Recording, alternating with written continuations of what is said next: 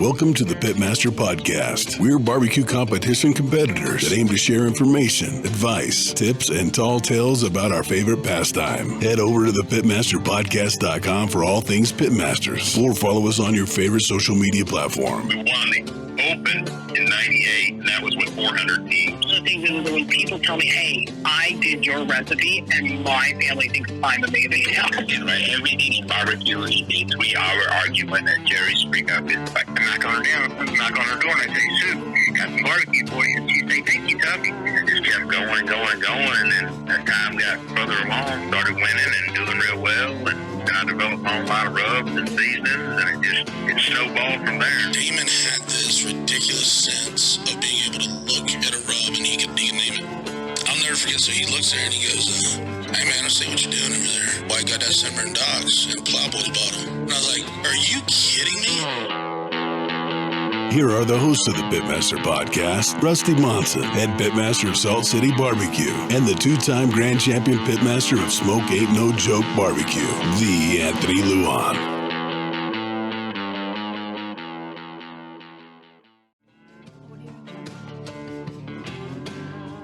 Today, we have the host of the Barbecue Central show and future Hall of Famer, Greg Rempe. How you living, Greg? Guys, I am extremely humbled and honored to be here. It's very rare that I am the guest versus the interviewer, so I am very excited. And I'm living Mountain Standard Time right now, so let's get it. That's nice. Right. That's awesome. Very few people are in the barbecue world, it seems. But Mountain Standard Time, that is. We are. It's you and April Hay, from what I understand. That's it. Oh, that's how we are. Yep. So let's just get to where you got started. So you started a podcast in 2005. Where did that come about, and what has been the evolution of that? It's a very long, retold story many times, but just to nutshell it for you so we can get to the more nefarious conversations down the road here. I had originally gotten a Weber Smoky Mountain for my wife for Father's Day when I had cooked through the back of my cheap Kenmore grill. Was going to go out and buy this $1,200 Gen Air stainless steel monster. It was so sexy. And I talked to my cousin, Glenn Rempe. So if you boilerplate all the way down to how did all of this happen, he's the one. Like, we can point to him and say, he's the guy that told me about barbecue, explained what it was, why I would want to consider it, talked me into a Weber Smoky Mountain. I got it, had no idea how to use it, made an incredibly below average rack of ribs or two the first time out, was going to toss it out. And because I read the directions, which is the worst thing ever. But before I threw it out or made it a flower pot, I went online, found the Weber Smoky or the virtualweberbullet.com. And then life changed. It was specifically dedicated to the cooker. I found people that had like minds of live fire and guys that were really good and really well known at that point. I didn't know who they were then, but as I got more into the culture, I realized who they were. So I wanted to start my own forum. So I did, and it became really big and it grew on its own. And then there were a lot of other barbecue forums that came out. So to differentiate myself, I'd heard about podcasting. The Barbecue Forum, which was another forum, a crazy inventive name. That guy had just started podcasting, but it was really bad. And I was like, I could definitely do a podcast. It sounds way better than this guy. And so that was how it all started. It was just to differentiate from all the other barbecue forums that were out there. I mean, think about it. That was the coolest shit ever back in the day. You went on a website, you posted a question, and then hoped that somebody would answer your questions within minutes or hours, or if it wasn't heavily trafficked, days, so you could continue on your live fire journey.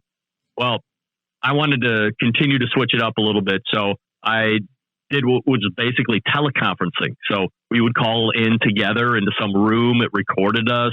It provided a embedded clip. I put it into my forum, and most of the beginning interviews were just forum related. I interviewed members of my forum and I gave stats about how many members I had. It was all bad. And over time, I wanted to sound better. I was a guest on some other guy's podcast called You Are the Guest. It was a great idea. I actually want to bring that back at some point because it was really cool. But this guy had pipes. It was a radio guy and he sounded good. His show was great. So I picked his brain for 2 weeks after we had done that initial conversation. What kind of gear you have? What kind of microphone do you have? How do you do this? How do you do that? Why do you sound so good?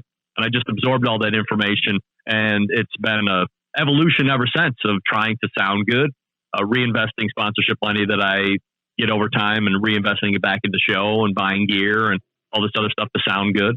And that's how the show started and has basically evolved over its 12 years of live shows, and then 2 years prior to that doing the straight podcast.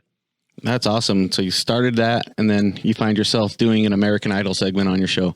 Went from barbecue to a professional singer. I hate to say that, but I had to listen to that, and I loved it.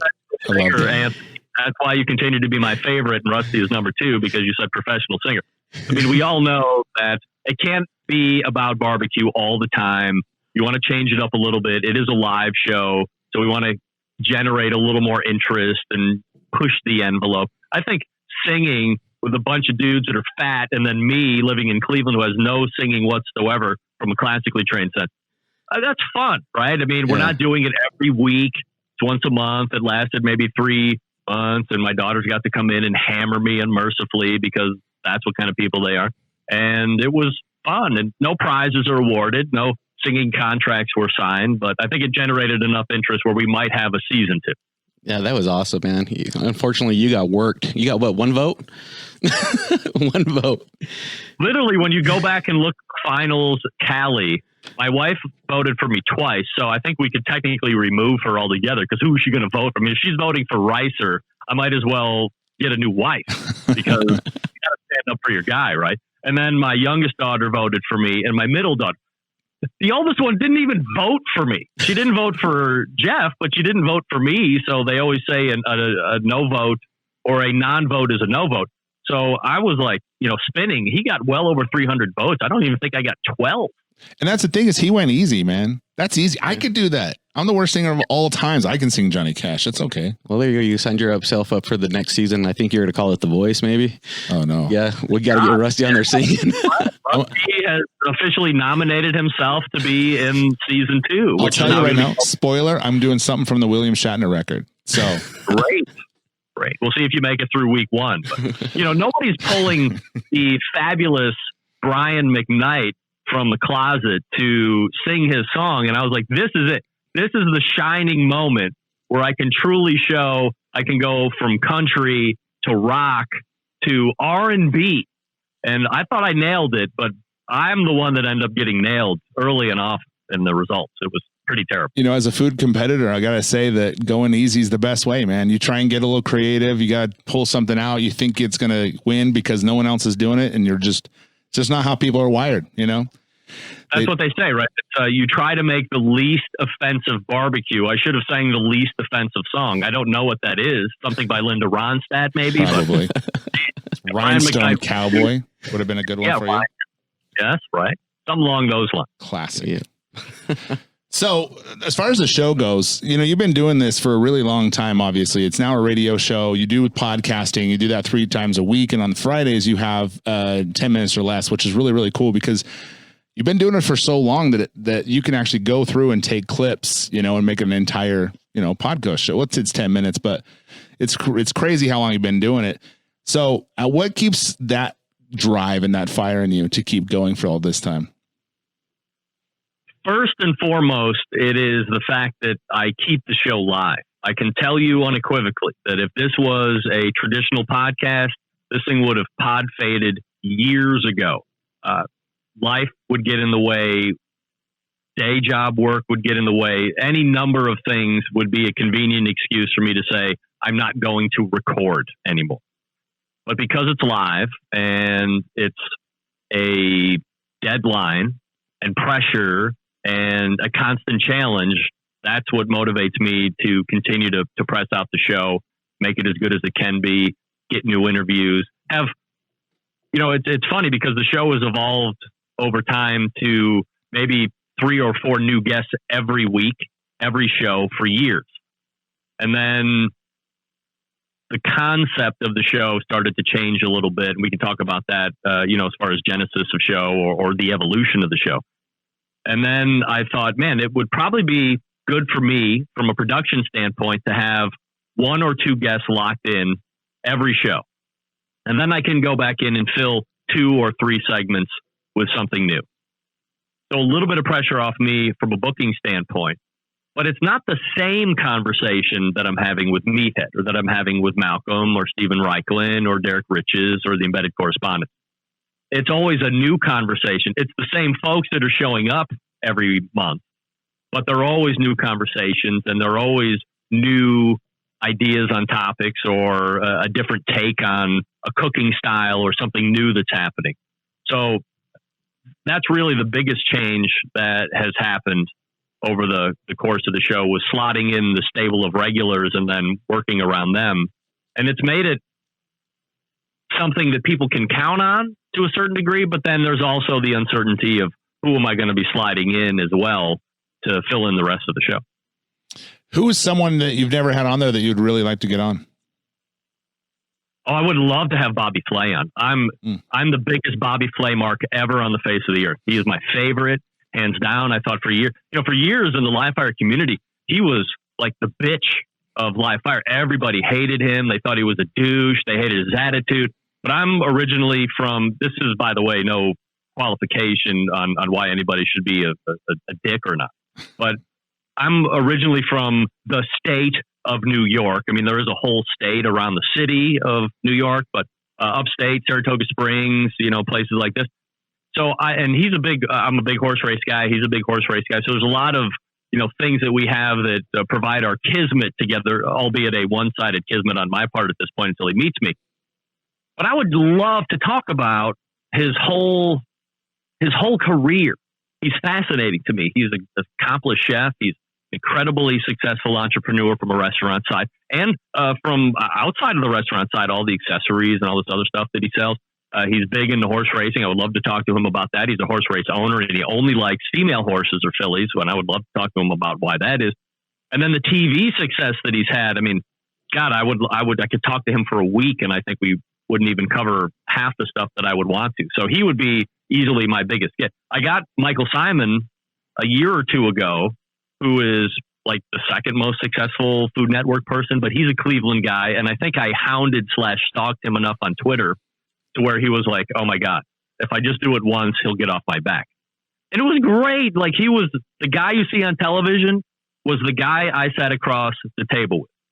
Before the mics were on, while the mics were on, and then when the mics were back off. So that's probably like a pinnacle moment for me to say, like, who's the most famous person that you've interviewed? I mean, certainly Myron Mixon and John Marcus and, all these guys that we in the subculture hold up as like the stars. I mean, for crying out loud, Stephen Reichlin is on my show once a freaking month. I mean, it blows my mind. He's the biggest name.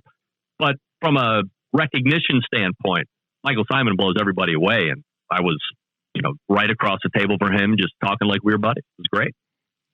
What's the get of that? Is it hard to get someone like him on? Is it just, what is the holdup with him? Literally chasing through social media, because it's not like he lives. I mean, he kind of lives around me. I mean, everybody in Cleveland lives about 30 to 40 minutes away from each other, short to long, depending on what side of the city you live on. But how am I going to see him?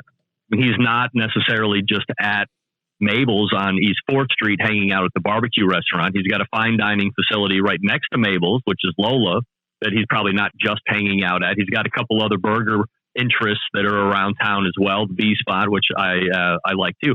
So it's not like I can just happen to run into him. So it was literally years of hounding him on Twitter. Hey, I'm a barbecue guy. Where was my invite to Mabel's when you opened up, when you had Mike Mills and Chris Lilly and Billy Durney from home? Where's my invite? I'm 20 minutes away from the restaurant. We're Cleveland guys. Hashtag Seatown Love. I mean, all this stuff. And then all of a sudden, everything just lined up one day. This guy from Pittsburgh, Doug Durda, saw I think they were opening up something in the Pittsburgh airport that Michael Simon owned. And I just retweeted it, shot him a note, and he was like, shoot me a DM and we'll put it together. And then inside of a week, I was in Barbecue Mabel's doing the interview. I mean, it happened just that quick, but it was literally years of chasing. That would be crazy. Yeah. I'm a huge Michael Simon fan. I'm a big Bobby Flay fan too. And I know a couple of people who've been on his show and and they say he's just one of the coolest guys. A lot of people say he's just I mean, you hear whatever you hear about celebrities all the time, you know, oh, he's rude, he's this, but you hear that too about him. But man, I heard nothing but good things about him. So I hope you get him on. That'd be cool. I'm rooting for you. It took me almost 7 months to land Tuffy. He was my first one I messaged before on this podcast, before we even had the podcast going. Some people, you just can't get them. Yeah. So, you've been around barbecue for a really long time. Obviously, you've been doing it for some time. You've talked to basically everyone but Bobby Flay, several times. What do you think of the state of barbecue now? Do you think we're living in the golden age of it? Is this it? Well, it really depends on what you're talking about specifically. I think if you're talking about competition barbecue, we're past the golden age. The golden age was at the downturn about 3 years ago, and then it was 6 years past that where it was what I would call a golden age. There was an incredible amount of interest in competition barbecue. You couple that with the rise, 2009, let's say, maybe 8, 9, and then you're riding this wave for 6 years or so, and then all of a sudden you see, you guys were both inspired by Barbecue Pitmasters, a TV show. I mean, this is a guy, the creator was on my show last night, and we talk about how many people he's touched. And I mentioned, I'm like, hey, I'm going to be doing this interview tomorrow. Both of them, when they were on my show a couple weeks ago, flatly said that you are one of the biggest reasons on why they got into this. It sparked their interest. So to see the type of hold that barbecue on television had to guys like you and many other people that have been on my show have widely said at some point, one of the top 5 things was watching Pitmasters in whatever form or fashion it was on that season. So that seemed to be the time where everything was clicking. It wasn't overly expensive. It was on television. Everybody thought that they could jump into it and potentially be competitive because, you and me and, myself, Anthony Rossi, we're not going to be jumping on an NFL field and be competitive. Even if we work really hard at it, it's not in the cards for us. I hate to break it, nor is the NBA, nor is MLB. But we could be, if we wanted to, really great barbecue competition cooks. We can practice at that. We can hone our skills, and we have the ability to find a contest where the best names are going to be and go up against them. Where does that happen? Ever in sport, anywhere? Nowhere. You can't get on the golf course and shoot with Tiger Woods or Lefty Mickelfad or anybody like that. But you can do it in barbecue. You can find a contest where Darren Worth is going to be and see where your shit stacks up. Or you can go find where Tuffy is going to be. You can find where Darren Worth is going to be and where Sterling Ball is going to be. You can do that. So all of that just was a great run of years, and that was your rise.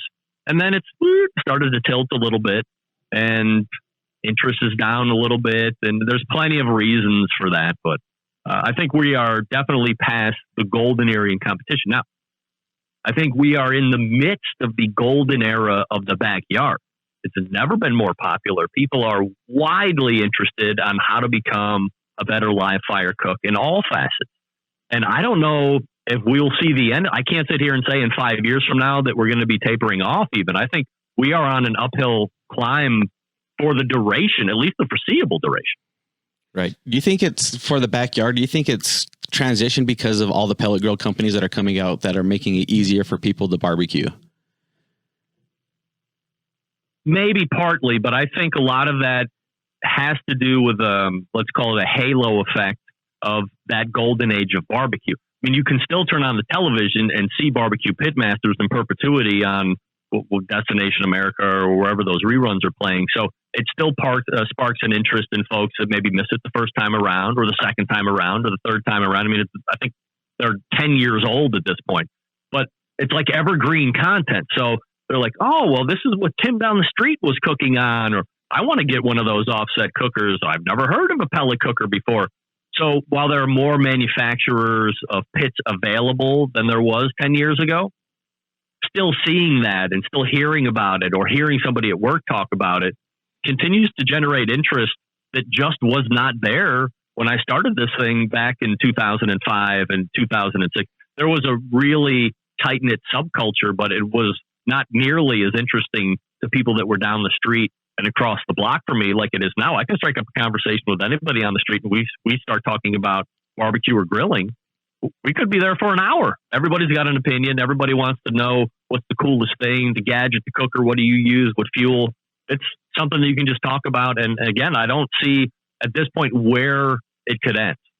Certainly the access to multiple styles of cookers isn't hurting, but man, this is definitely a golden era of backyard. And do you think that the pellet grills are, now I'm talking from a hipster standpoint here, you know, like a craft barbecue type. Do you think it's hurting or helping? Is it kind of like the marijuana of grills, you know? Well, I think we all know the gateway drug to smoking is the Weber kettle. I've said that many times. True. I was a big poo-pooer of the pellet cooker back in the day. And then a company called Grilla, I don't know if you ever heard of that particular pellet cooker. They said when they were coming out, they sent me an original Grilla, more for R&D. Use it every 2 weeks, report back. What do you like? What don't you like? How did it work? The things you would change, blah, blah, blah. So I did that for, 2 or 3 years, reported back to this guy named Mark Graham. And it was a great project for me because I got a free cooker, but I had never used a pellet cooker before. So I was like, oh man, I can't wait to take a dump all over this thing. In 2 weeks, every 2 weeks, I get to tell this guy why this thing sucks. Fired it up. First time out, I was like, holy crap, I'm so wrong. This thing is great. It's the best thing. It's the best thing. Because if I don't have the time to watch the fire or I don't feel like starting the Weber Smoky Mountain at that point, which was my only other cooker, I do have another option that produces a legitimately good end product that everybody likes. And it's never over smoked, no matter how much smoke I put to it. It was a winner. So I was a complete convert at that point. I don't think, totally my opinion, I don't have anything against pellet cookers. I have 3 pellet cookers on my deck right now or patio, and I have one that isn't even put together. So a total of 4. I also have a Lang offset. By far, my most favorite pit. If I have the time to throw sticks, there is not a better tasting end product than an offset smoke. Just my opinion. Also have a Weber gasser. Guess what? You don't like gas grills? Feed it. I love it. It's great. Did I get it for free? Yes. Do I use it all the time? Yes. I love it. I don't care. If you don't like gas grills, that's fine. I would suggest taking the time to learn how to manage a fire. I mean, there's nothing cooler than being able to go to an offset, whatever brand it is, and build a fire from scratch and then get it up to cooking temperature and then maintain that live fire all the way through for hours and hours on end, achieve the end product you want, and then let it go out. When you've built that relationship, whether it's through the Weber Smoky Mountain and learning how to dial in the dampers a little bit and doing charcoal, or you're throwing sticks in an offset or something like that. To me, that is where you build that term pitmaster from. Like that's a sign of pitmastership, is being able to adjust to a fire and knowing your cooker. When you get a pellet cooker right off the bat, and I don't have a problem if you do, and that's all you want, I think you're missing out on something. I don't think that it's bad, but I think there's a whole element that is usurped because it's basically an oven that also is providing you smoke. You're setting a temperature, and that's it. As long as you have power and you're keeping it out of the rain and it's full of pellets, all the guesswork is out of it. So for all the cons that people say pellet grills have, like what we're talking about, I agree with, but I think you're missing out on a whole portion of the live fire stuff when you're not learning fire management. Because when you learn fire management, you can literally cook on anything. I can go from my Weber Smoky Mountain to a pellet cooker to a spice wine cabinet style to any kind of pit maker to a close offset. I can cook on anything. It might take me a couple times to get used to it, but I can run it right from the start, no matter what the fuel source. If you're only starting and finishing on a pellet cooker, you're limited to that. If the house you go to next doesn't have a pellet cooker and it's got an offset, you're kind of screwed. So why not be a whole live fire person instead of just a sector of the whole universe that we live in? And see, that's what I think. Yeah. I think that it's going to help people because, there are going to be people that buy a pellet smoker, and that's great. And they're going to chill with it. I did for a long time, but there's they're going to want a little bit more. You know, you always hear that, well, if you have you cooked on charcoal yet, and then you get in the charcoal and it's like, well, you've cooked on, you know, just wood, logs, and that's it. So I think it's going to be good. And I think, like you said, that's going to be the reason why in 5, 6, 7, 8, 9, 10 years, we're still on this trajectory of backyard barbecue. So the other thing that I want to mention is, and this feeds into the whole continuance of the success of the backyard. I don't think there's been another time when everybody has had more than one cooker on the back. People have a kettle. People have a gas grill. People have a pellet cooker. Maybe they have an offset or a combination or barrel. I mean, a lot of people that I know now, and I'm not talking about people within the industry, just, ham and eggers that live across the street from me and down the road. They have more than 2 live fire pieces of equipment. That wasn't the case 10 years ago. So people want to be flexible. They want to have options, and they realize that multiple cookers can do multiple things. It's never bad to have 50 grills if you're allowed to have 50 cookers. Right. It's kind of like the whole process now, the whole reverse sear thing. Now everybody's, cooking their steaks on a pellet grill and they're finishing it off on a Weber kettle. It's like becoming standard. Guilty as charged. Yeah. Yeah. With that, but being able to jump on like any grill, like you said, we had the opportunity to do that at ThermoWorks. They had a whole bunch of grills out there and they're like, pick your cooker. And we didn't hesitate. We're like, we'll take whatever's left. We just kind of let it hang out there. And I think willing to be able to learn cookers is huge game changer. So that's a good question then. Cause I've kind of this is the dumbest question when you really think about it. Cause it's just so trivial, but what do you think the term pitmaster means? When can you give yourself that tag? I've long argued that term should be banned from the English lexicon. I don't understand what pitmaster means. I don't know how one quantifies pitmaster. It's like, when I was doing this whole big thing on my show for months about the term pitmaster, we know how you can be a chef, right? You go to culinary school, you learn the academics, you learn the classically trained techniques, you graduate, you're a chef. You've earned that right. You know how when you enter into the armed forces, you start as a private and you might work up to a sergeant or lieutenant or colonel. These are all steps and processes that take place for you to earn a title and then be called whatever that status is. That doesn't happen for pitman. I don't have any fucking idea how someone is able to say I'm a pitmaster and you're not. In my estimation, both Rusty and Anthony are far more accomplished pitmasters than me. I mean, you guys are on the competition circuit. You guys are winning grand championships. You do state competition. In my opinion, you guys would be more pitmasters than me. But the folks that come over to my house to eat, well, I'm the pitmaster. I'm the big guy. So I would rather say that I'm more of a manager of fire. Pit boss maybe would be better than it's the master, right? That's the thing that everybody gets all kooky about, because master signifies some type of ultimate dominance. And unless there's some way to quantify that, I don't want to just throw it around. That's like it's a bit reverent for me. Yeah, it's going to sound funny coming from a podcast called the Pitmasters Podcast, but we had a live once, and I said that I think a pitmaster is someone who is good around any kind of pit, grill, fire. But then again, I thought about it, man. I don't think it is. I think if you have a Traeger, like if you're damn good at that Traeger, that's your pit. You're the master of that pit. You go ahead and just tag yourself that. But again, I think it's a real irrelevant term. I think it's the point where you don't have to use a knife to look inside your meat to see if it's done. If you can put a piece of chicken on the grill and cook it without having to cut it open to see if it's done, that's it. You're qualified. When I went to culinary school, we had a girl, and when we were done, she was like, "Can we call ourselves a chef now?" And I'm like, "Sure. Like, why not? Like, call yourself a chef. Knock yourself out. If you want to call yourself a pitmaster, do it. Like, that's fine, because you find 20 people with 20 different opinions on what a pitmaster should be, and if that's what you want to do, right? I'll give you a name tag. Right? Just go ahead. If that's what you want to do, I'll give you a name tag. So work on your 10,000 hours and become an expert. There you go. Worry about titles after that. Exactly. Nice. So, Greg, have you ever thought about putting your toes in a competition, just, a backyard competition, SEA event? Have you ever thought about jumping in? Hell no. Oh, come on. I'm pretty sure you can cook a decent steak.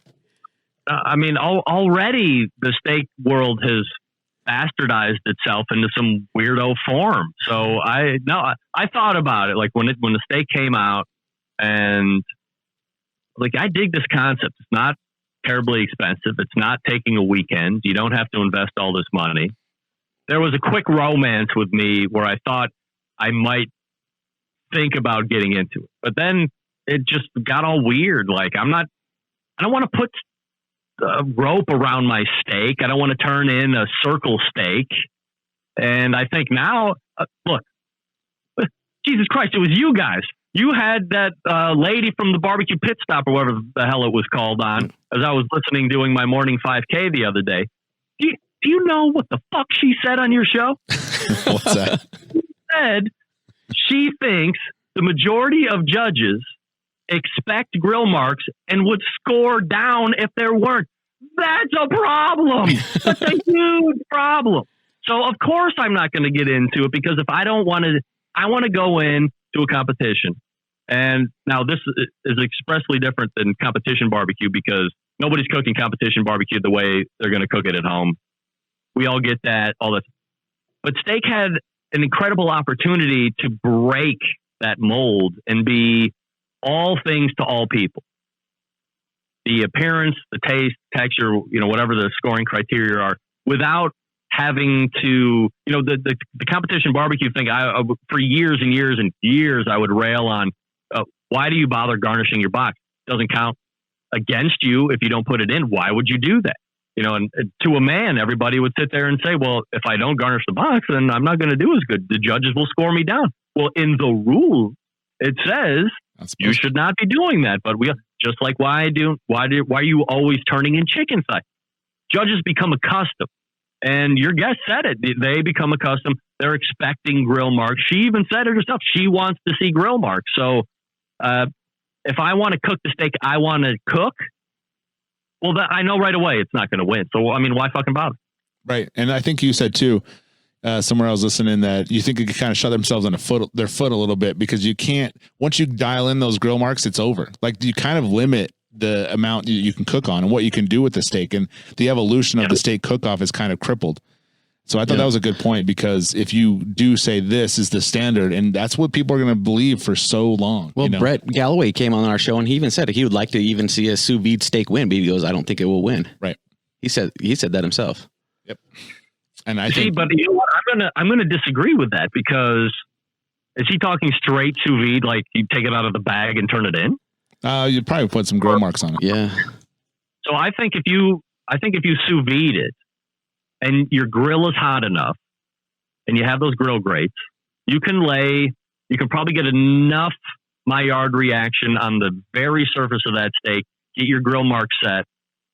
I think you can win doing that. But again, we're going back to having to have the grill marks.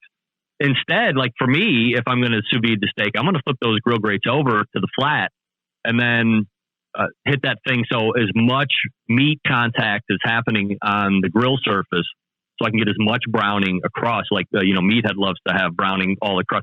Same for me. So, and if I have to put a little bit of a weight to make sure there's extra contact, fine. But when I turn that in, it could have a great crust on the outside, but it doesn't have the grill mark. So my thought is I'm probably not going to do as well. And if I'm going in to compete, I'm going to win, which is why I never got into competition barbecue. There are so many people that are already better than me. I'm not going to be better than them. So why would I bother? I'm either going in to win or forget. Well, I will say that I've seen some pretty bad appearance scores win, because it comes down to taste and tenderness, really. So, I mean, it could work. I got a chance. But I always say that everyone tastes with their eyes, and you look at it and it's different. It's just going to affect the taste buds, just how it is. When she was on your show and she was saying that, and my God, I so appreciate her honesty. I'm running and crying at the same time. I was like, oh my God, like this is exactly what, oh my God, I can't believe she's saying this. I mean, I love that she was saying it, but it just broke my heart. So I'm so glad somebody picked up on that, because when she said it, I bit my tongue so hard. I was like, I'm just going to let this ride, because we could go into a whole different direction. And I'm glad somebody picked it up, honestly. Well, podcasting note from one pro to the next. Next time you step on her neck and you take her to task. That's right. We're getting want to better. hear. We're getting better. Yeah. We're learning. We're learning. So what do you think that is so you see a lot of people, you know, like I said, in the backyards and they're cooking and you see a decline in barbecue competitions. Why do you think that is? What is the problem with the sanctioning bodies and why are we going to once was 50 teams. Now we're hoping for 30 or less? I think some of it is the perceived having to keep up with the Joneses. You see what everybody else is doing. You see what everybody else is graduating to. You might think that you need a Jambo pit that's going to cost you, I don't even know what they run anymore. Is it $15,000 or something like that? And then you got to pull it with a big dually pickup truck, or you have a RV that you're pulling it with. I mean, that's a lot of money and a lot of money to operate. And we haven't even talked about the high-end meat that was like nowhere to be found. When I started doing this podcast, if you go back and listen to my very first brisket roundtable, I had Jim Minion, who was a barbecue legend in the Pacific Northwest. He was like the only person back then that knew about Wagyu briskets and caribou to pork. He was using them for high-end cater clients for barbecue. But he was the only one. Dr. Barbecue, Leanne Whippen, and Fast Eddie laughed at me if I asked if they would ever consider using Wagyu. They laughed at me. Why would I ever do that? That's ridiculous. It costs way too much. In 2009, I had a brisket roundtable with Darren Worth, Rod Gray, and Steve Farron. Those guys were 1, 2, and 3 in brisket that year, or the previous year for KCBS, because it was the turn of a new year in 2009. And I asked them, would you guys use Wagyu beef? They laughed at me. All of these people wouldn't be caught dead not using Wagyu beef at this point. So just to give you an idea of where the competition scene was in 2005, fast forward to 2010, now fast forward 10 years, nobody was thinking about doing. Fast Eddie wasn't even injecting his pork back in 2007, thought it was absolutely ridiculous that people were doing that, and had an issue with people injecting their briskets, but kind of thought about it, that it had some merits, but was still doing it under protest. But there was no way he was going to do his pork. Well, he's doing all of that now, of course. So it's an incredible scene of things that have changed. And I think that, God, I mean, you ask about, do I have an idea of wanting to get into the competition scene for steak? No. And for competition, like, no way, because I mean, what are you guys in for competition anymore? $1,100, $1,200, maybe more with travel, depending on where you're going to go. We're driving, 45 minutes that way next week north, and I'm in $1,200 right now. Yeah, $1,200. Here's what I can do: stay home, half that, and with $600, throw a huge barbecue party at my house. Get in the swim spa, have some cocktails, invite all of the neighbors over and all of their neighbors over, and have a complete blackout good time. And I will have saved $600 so I can do it again next weekend. That's where my mind is. Like, I just don't get it. Here's the other thing. I don't have my ego is satisfied enough when somebody comes over and eats a steak that I cook, or has my brisket, or eats a pulled pork sandwich. That's enough for me. I have no further interest in seeing if it stacks up against Rusty's barbecue, or Anthony's barbecue, or Darren's barbecue, or anybody like that in the competition. I don't care about it. So I've just never had an interest. Now, love talking to the people that want to do that. I want to know why you want to do that. I want to know how it feels when good things happen. I want to know how it feels when bad things happen, and adjustments that you make. It's like I call the show the ESPN of the barbecue and grilling community. It's not Food Network. I'm not giving you recipes. I have people on to give you recipes, but I'm not doing any of that shit. So I love the questioning about it. We're way off topic. The decline, I think, there is a lot of money. I mean, I think people think they have to do all of this stuff in order to be competitive. I don't think that's the case. I still think if you boil it down, if you get a really good prime piece of brisket, and you can get commodity pork and the commodity chicken and all that stuff and still do well, but you have to know how to cook it. And that's where that, as the golden era of competition barbecue was increasing, you saw people that won one competition, and the next thing you know, next weekend they're putting on a cooking class for 50 people, charging $500 a head because they won one time. the classes help. I think there's no doubt about it. They increase your learning curve dramatically. And anybody will tell you, well, if I'm paying $500 or $600 for a class, it's still 2 times less than what it's costing to go out and do a competition to learn. So why wouldn't I spend that and hear from a master? And I get all that. But I think that's where your drop off is. Not on television. It seems expensive. It seems like you need to get a lot of expensive stuff. And maybe I have better stuff to do with my money. I mean, hobbies are expensive. If you're collecting cars, it's expensive. If you're flying private jets, it's expensive. If you're doing barbecue, it's expensive. And it's just gotten more expensive over time. Yeah, it's really expensive now, man. I just cruising through Costco. I'm like, oh, maybe do just a brisket to eat. A prime now is like $125 at Costco. Just an eating brisket. You're like, oh my goodness. Could that be a coronavirus issue too, though? Yes, I think that is. But I think if people find out that they can continue to sell at that price, it might stay at that price. Watch out. I don't think so. Caveat it. I don't think that happens. What do you think that, like, let's say KCBS, all those guys, what can they do to kind of help with that? And I don't know. Honestly, I mean, it would be easy for me to sit here and say, reduce contest fees but I mean, I don't think contest fee is really prohibiting anybody from jumping into it. It's all the other stuff that goes along. KCBS doesn't have anything to do with whose meat you're buying or, what kind of a toy hauler you're buying or what kind of a pit you're buying. It has nothing to do with that. So one of my biggest gripes about KCBS competitions were certainly there was a very minute number or percentage of ones that were $10,000 or more overall purse. And there were a lot of $2,500, $5,000. Big deal.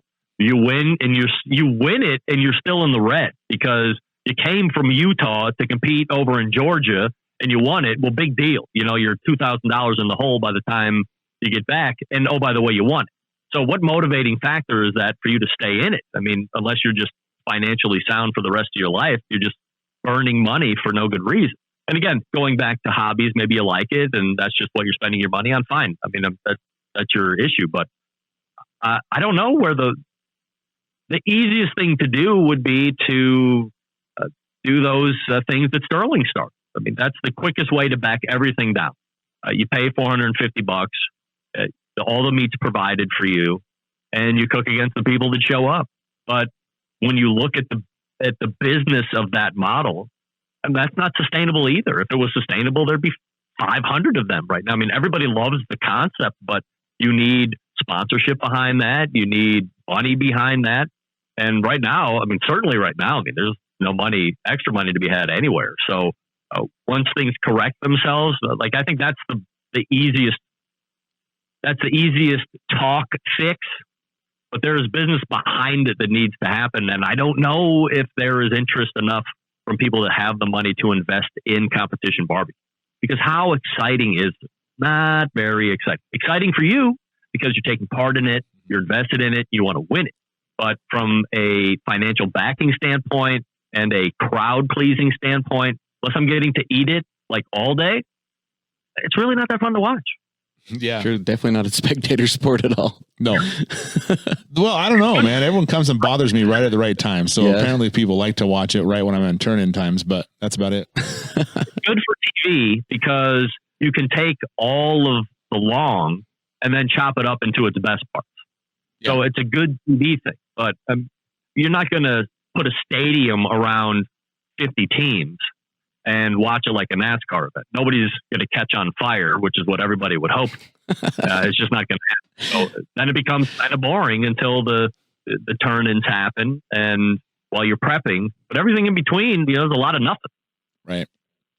And it is expensive. We were fortunate enough we traveled a lot too. And I would say we kind of made our money back, and that's the best you can hope for at this point, unless you're a Rod Gray, unless you're a Travis Clark, that's different. But it's weird to me. And I love these guys, man. They just keep coming back and they lose and they keep coming back. And I see it becoming, just dwindling down to the people who can afford it. And I think that's going to be sad. I don't think it'll ever go away. I think KCBS will be around forever. I think competitions will be around forever. I think we kind of, like you said, saw the golden age. We're just seeing we're just kind of seeing where it's going to crest, and I hope that it stays right where it is, because it's fine. More competitions in the West, though. It's kind of hard. That's clamoring for, ever since I started the show, it's always been more competitions in the West. And it never seems to create.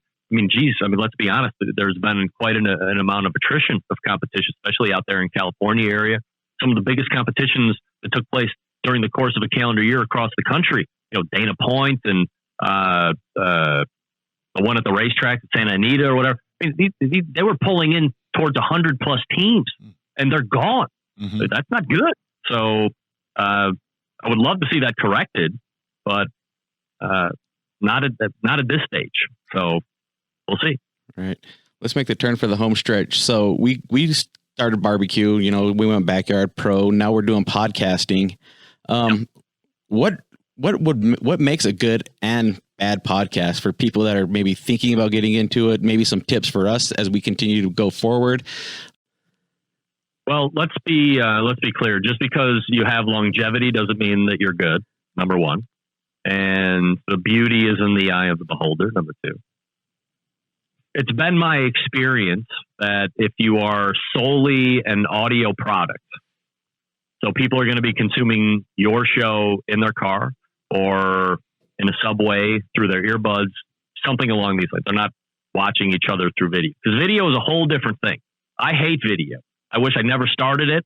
I would love to retract it immediately. I don't want to look at myself. I don't want to look at my guests. I will watch my show. I'm not going to not answer your question here, Anthony, by the way. No, you're good. Good.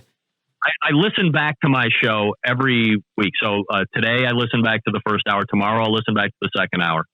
And I'm listening for, this kind of answers the question. I'm listening to, how did I speak? Did I use filler words? Did I ask the right questions? Did I get nervous and start to backfill? Did I miss was I not paying attention and miss a follow-up question? All critiques of myself. I'm not listening back because I love the way I sound. I sure do. But I want to make sure that I am continuing to improve on talking and thinking on the top of, thinking of being what do they call it? Impromptu, like being able to just kind of riff off the top of my head. If something goes bad, am I able to, go left or right and not have anybody notice? These are all things that I'm evaluating as I go back and listen to the show. But if I'm watching the show and I'm watching a bit and I think it's funny or I hate it, and then I listen to that same thing on the way to work, it's two different experiences for me. I hate the YouTube version, but when I listen to the audio version, I love it.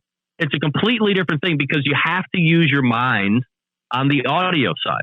So to have a great audio product, I think you want to have as good of fidelity as you can possibly afford. I'm not telling you to go out, you're going to start a podcast and dump $2,000 into mixers and high-end microphones and all this stuff. There's plenty of products out there that you can get out for, well under $200 or $300.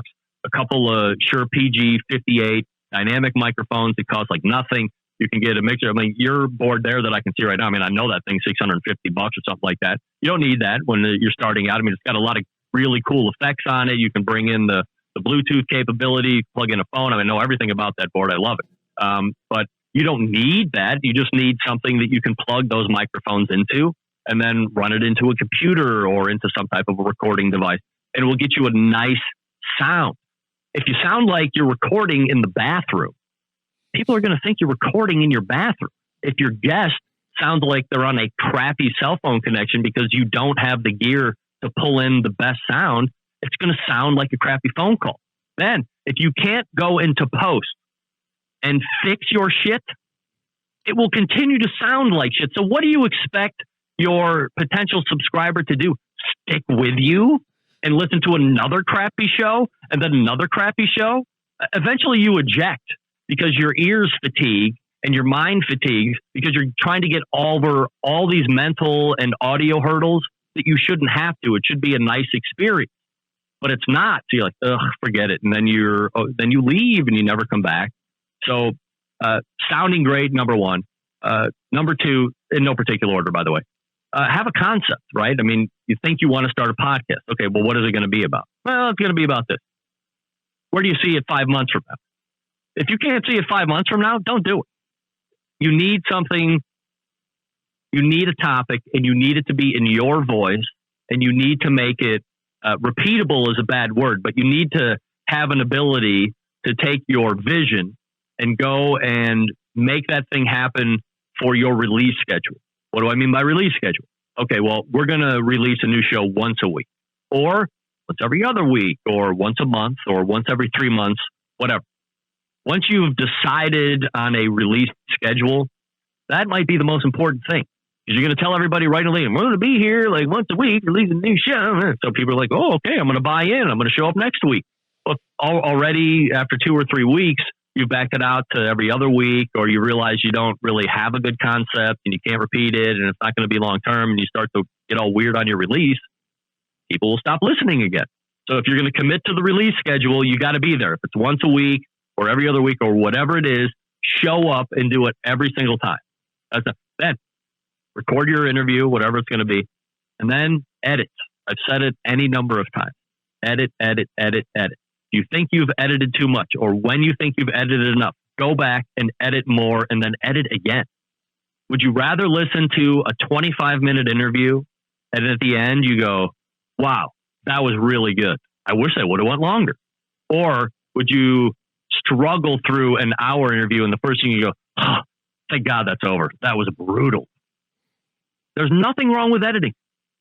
There's no badge of courage that you put up an hour and 30-minute podcast of ums and ahs and lost in thought and no direction. It's meandering all over the goddamn place. It's like the worst thing to listen to. Trust me, I've listened to every single podcast out there. The worst ones are ones that have no ability to follow any agenda or outline. Why not try and structure something a little bit so you can steer the ship? And then just have the passion for whatever it is you're going to be talking about. T-shirts, Kangol hats, microphones, barbecue, whatever. Be passionate about it. If your sole purpose for starting a podcast, and I'm not talking about if like you're in business and this is just something else you're going to use to enhance the brand, but like you and me, we started a podcast because we want to talk about barbecues. It's like something we're passionate about in different ways, different voices. My first thought was never, and man, I'm going to get fucking rich doing this podcast. Never thought about that. By the way, contrary to popular belief, not really fucking rich still 12 years after doing the live show. Am I making some money? Sure. But I'm not quitting my job selling Peterbilt trucks during the day because I'm making bags and bags of cash from the Barbecue Central show. I do it first and foremost because I love to do it. It's fun. It's exciting. I love talking to the same people. I love talking to new people. I love it. 12 years later, I love it. If everybody dried up and said, we're not paying you one more red cent starting next Tuesday, I would still be here the following Tuesday doing the show for free because I love it. If you're getting in to do it for money, I will see you for about 2 months and then you realize there's no money to be had this early. You have to put in the work. You have to get the downloads. And oh, by the way, in some of these niches, really hard to get a lot of downloads. Okay. I'm easily 8 to 10 times more downloaded than any other barbecue show right now, verifiably proven. And I am nowhere near what the top podcasters are. I mean, Joe Rogan, Stone Cold Steve. I mean, these guys are getting millions of downloads per show. I'm nowhere near that.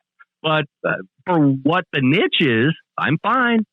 But it's all perspective here. So never get in. And it's probably life lesson number 48, right? Never get into something to get rich. I think you're setting yourself up for failure. So those are like my most important things for starting a podcast and making it good. And that, I mean, here's something that sounds so simple and it's maybe stupid and nobody does it except me. I practice talk. When I'm in my car, maybe you've heard me talk about this before. When I'm in my car, I get a lot of windshield time making sales calls and all this stuff. I talk out loud. I pretend I'm conducting an interview with somebody. Or I do like radio talk up like, hey, 719 chat, coming at you. Blah, blah, blah. I'm all the time speaking and speaking and speaking so I can get over the ums and the ahs. And I've learned how to pause and find a word instead of making some weird noise, which is how most people try to find the word. I will take a pause. I will take a second. I'll leave that dead air so I can find the right word and come back and then just complete the sentence without having all these filler things. I hate that. But I'm practicing at it. I don't know how many people sit there and practice talking, but if you ever are riding along with me on the highway and the next car over, you might think I'm a kook because I'm talking all the time, but I want to be as good as I can be. So practice. Why not? I mean, you know, everybody practices stuff that are people that are the best are practicing all the time. So I try and do that. It's funny because today was the very first time I actually did just that. I was like going through the intro. I'm like, okay, you screw up the intros every time. Cause that's like when I'm first, okay, hit that, you know, record button. All of a sudden I'm like, boom. I'm like, I'm rusty. So today I was like, not today. We're the hosts of BBQ Central Show, the future Hall of Famer Greg Rempe. I even wrote it all down. I sat there on my couch, with my daughter, and I'm just sitting there saying it over and over again. I'm like, I'm going to crush these from now on. And this is how I'm going to do it. So that's a good tip. I like that a lot. Notice it came full circle. We competitive barbecue podcasting, practice. That's right. That's right. Right. I mean, you're not going to be a great competitive barbecuer unless you're practicing. The best competitive barbecuers out there that I know practice when they're not competing. Sounds weird, but that's what they do. Yep. And that's how you get better.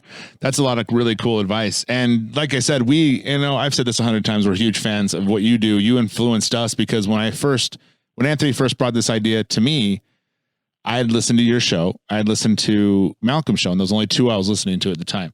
And it was like two worlds, right? You got Malcolm, who you can sit there and listen to him talk about rice for 3 hours, you know, you're like, hell yeah. And then he had you, who is really interesting to listen to, really cool. And audio was awesome. I was like, if that was anyone else but Malcolm Reed, that I couldn't listen to it.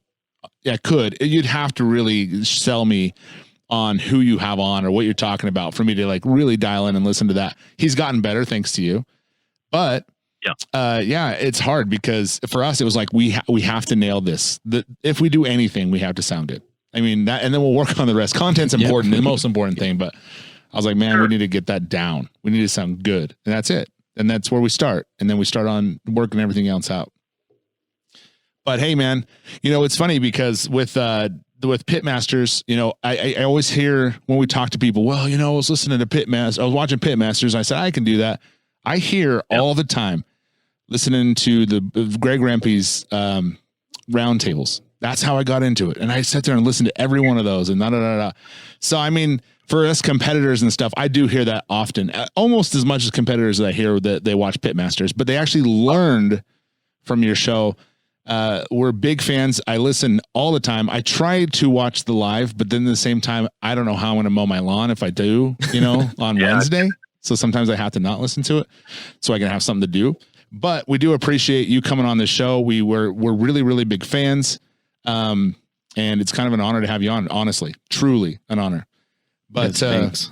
It's been my pleasure for sure. Happy to do it. And are you going to get your Weber back now that you're moving? Are you going to finally grow some balls and go over there and get your Weber back?